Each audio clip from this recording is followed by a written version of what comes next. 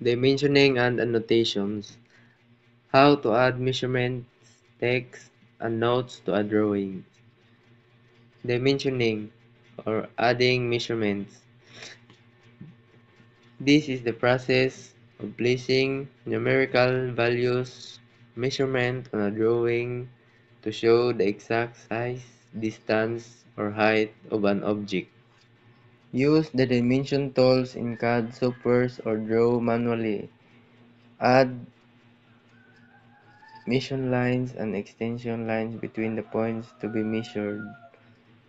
So, use the dimension tools in the CAD softwares or draw manually. So, katong mga ini-copy mo sa CAD, kinamto yung mga kuan dito, mura siya drawer. So, dito nimo siya makita and add dimension lines equation between points to be measured and then place the numerical values. For example,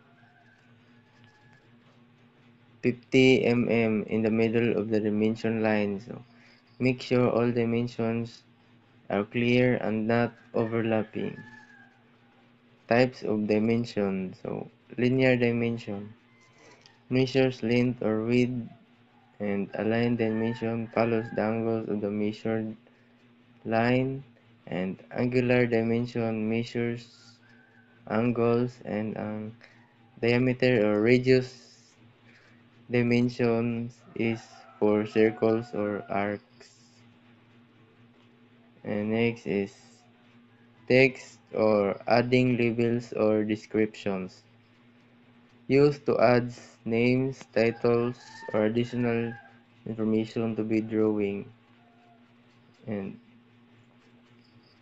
use the text tools or multi-line text.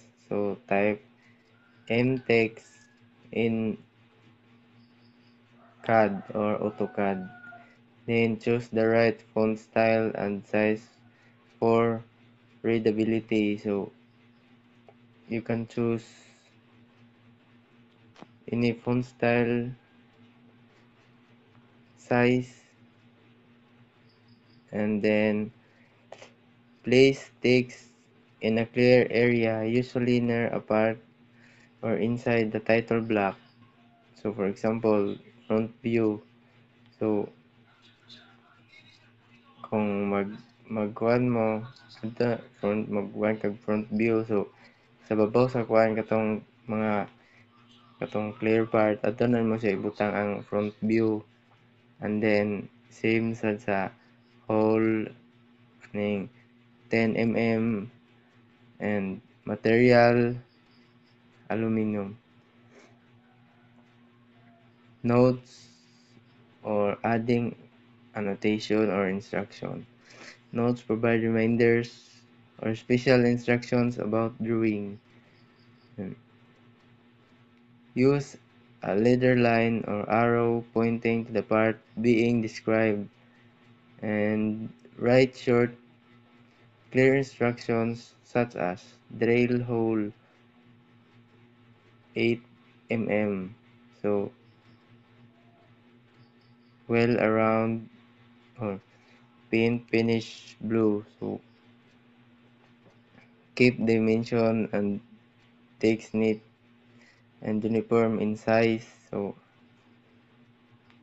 and avoid cluttered or overlapping notes.